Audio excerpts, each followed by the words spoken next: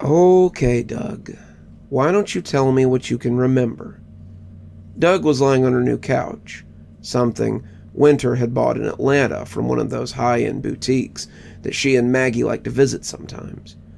The lady in the blue polo had told her it was made of memory foam and microfibers, some kind of super fabric that would optimize comfort for those who took a seat on it.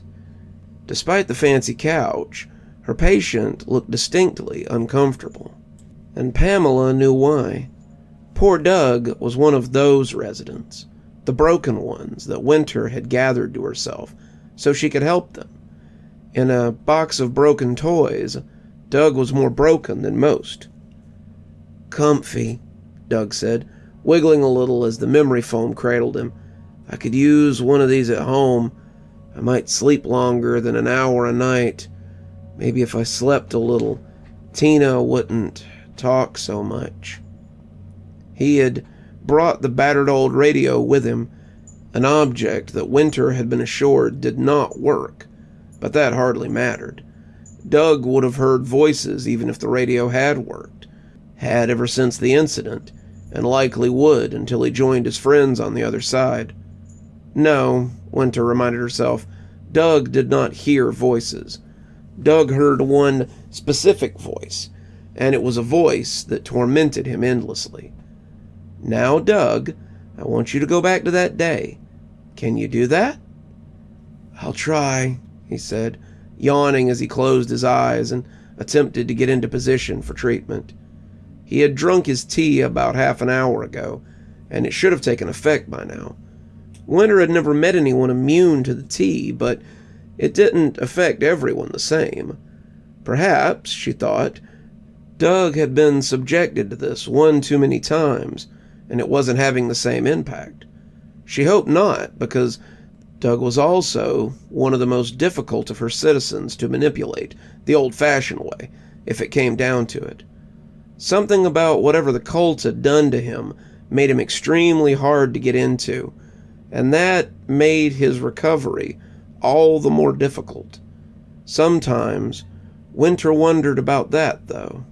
Was it the cult that had done it? Or whatever was inside him that had done it? What Doug had was no normal memory, and Winter meant to have it, for Doug's sake, if not the sake of her own curiosity. "Are you feeling relaxed?" Winter asked. "A little," he said. "It's hard to get comfortable. It's hard to get out of the headspace." The headspace was what the cult had called the ascension mindset. When you were in the headspace, you could receive messages from the Supreme Leader. When you were in the headspace, you could ascend and meet the extraterrestrials on the other side. Headspace, however, was also what Doug called it when he remembered being in the cult. "All right, Doug, I need you to go back to the day of the incident. Can you do that?" "I'll try," Doug said again, getting comfortable as his eyes slipped shut. Finally, Doug slipped into the headspace, let his body go rigid, and entered the state he needed so she could work on him. Winter gave a sigh of relief. She'd have to get it this time, because she wasn't sure that he would go under like this again. "What do you see, Doug?" she asked, and Doug began. "I've traveled back to August 12th, 2005. For most people, it was a day like any other. Just another day of going to work, bitching about traffic, picking up dinner, watching TV with family before bed. August 12th, 2005 was the day Doug almost ascended to the stars, the day he almost died.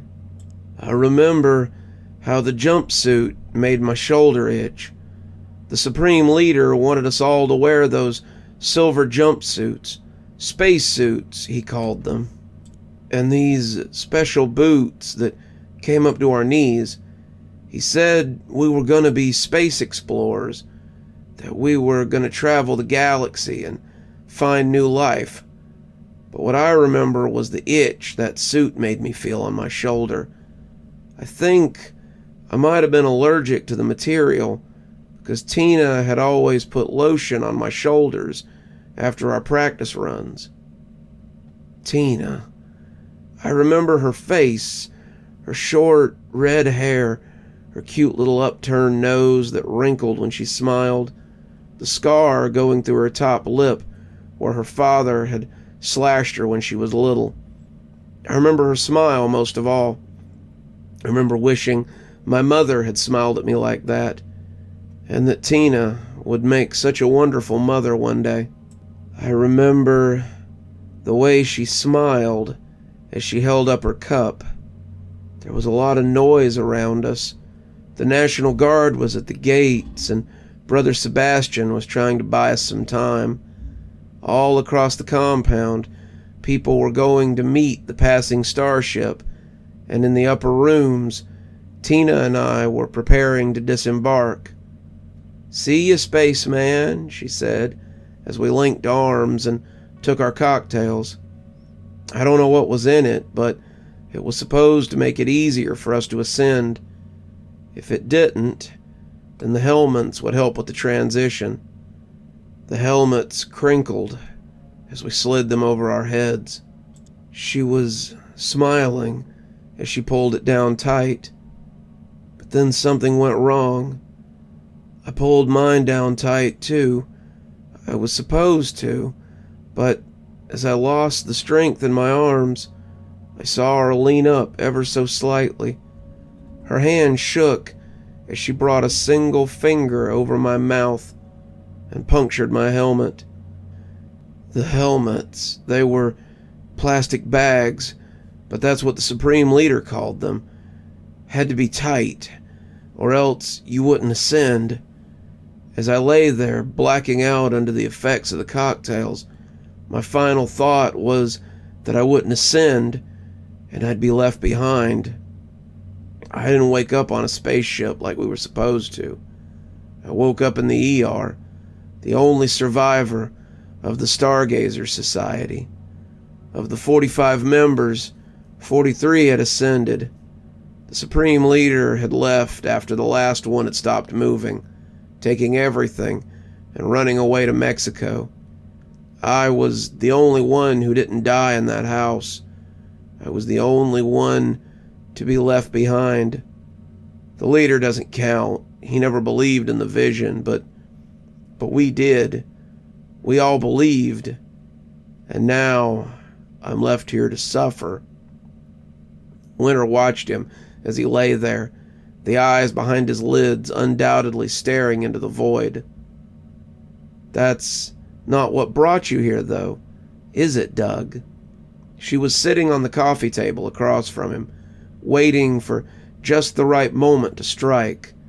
She'd have to be quick, or she'd miss it, and there might not be a next time. No, it's because Tina spoke to me. Tina told me she was sorry for what she had done. What did she say to you, Doug? Tell me. Get it all out. Doug's eyes moved like trapped goldfish beneath his lids, his mind going to the moment when he had heard her. I've heard her a few times, but it's never when anyone else is around. It makes me feel like I'm going crazy. You aren't going crazy, Doug, she assured him, though what she wanted to add was, not yet. Tell me about the first time.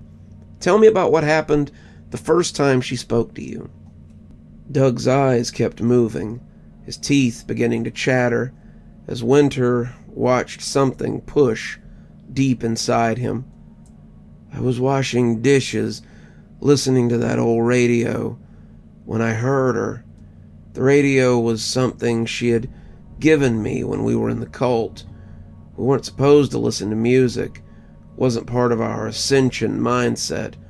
But we both loved this program that came on late at night. A rock program with a disc jockey who loved to play old rock, the kind we grew up with.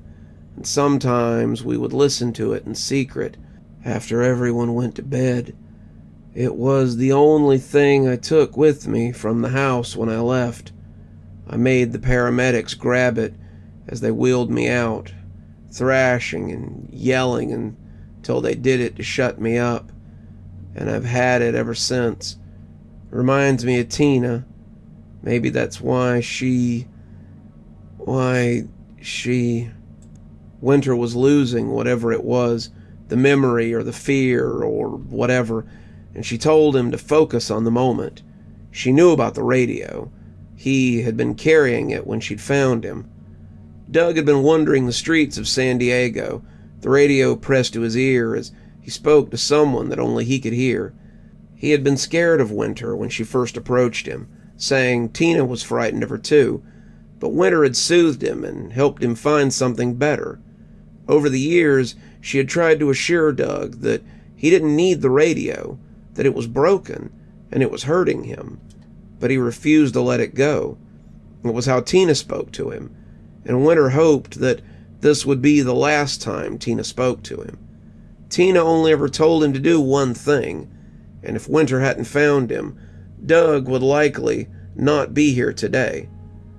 Right, Doug said, gagging a little as it came bulging up his throat. One minute I was listening to Nirvana, then Tina was there, talking through the radio. She told me that she was sorry. She told me that she shouldn't have stopped me. She was happy where she was. She was with the others. She wanted me to come with her. She wanted me to come to the spaceship with her. She wanted us to... But he made a strangled sound as it came slithering up his throat. Winter had seen it several times before, but this was the most she had ever gotten out. They usually appeared as balls, like fruit, but some of them could be quite capricious. This one looked like nothing so much as a multicolored snake, its tip whipping about frantically as it made to slide back into the safety of Doug's innards. Winter caught hold of its slippery body, her hands sliding over the slimy creature as she took hold. It writhed against her, trying to escape, but she drug it out.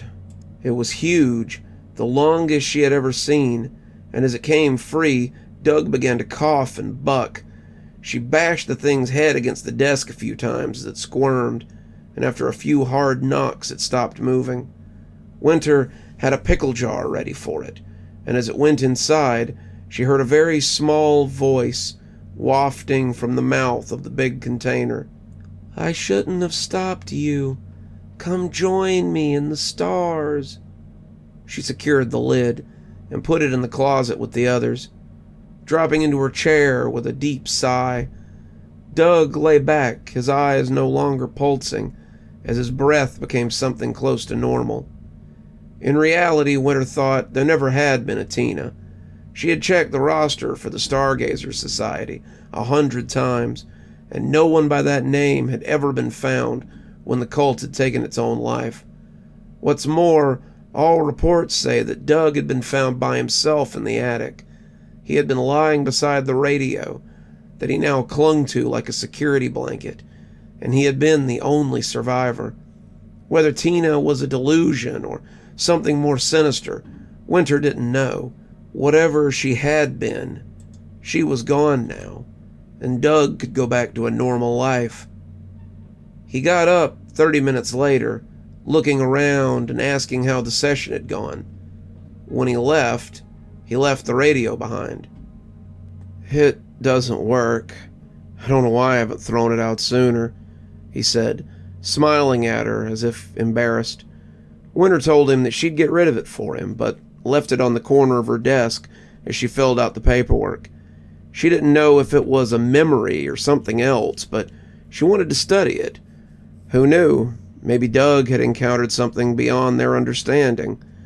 Perhaps, as he stargazed, the stars had gazed back and decided to observe him a little more closely.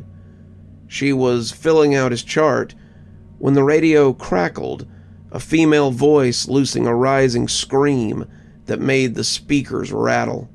"Give it back! Give it back! It isn't yours!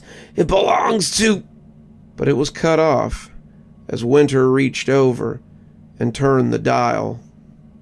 Very strange, she thought. Maybe Doug had been hearing something this whole time. Just another mystery in a town full of mysteries. You're still here. Thanks so much for joining us for tonight's spooky tale. If you'd like a little bit more spooky in your life, why not click on one of the videos that appears at the end of our story, or maybe head on over to one of our playlists where you can get your fill of spooky content. If you like your spooky a little more tactile, I've got a new book that's come out.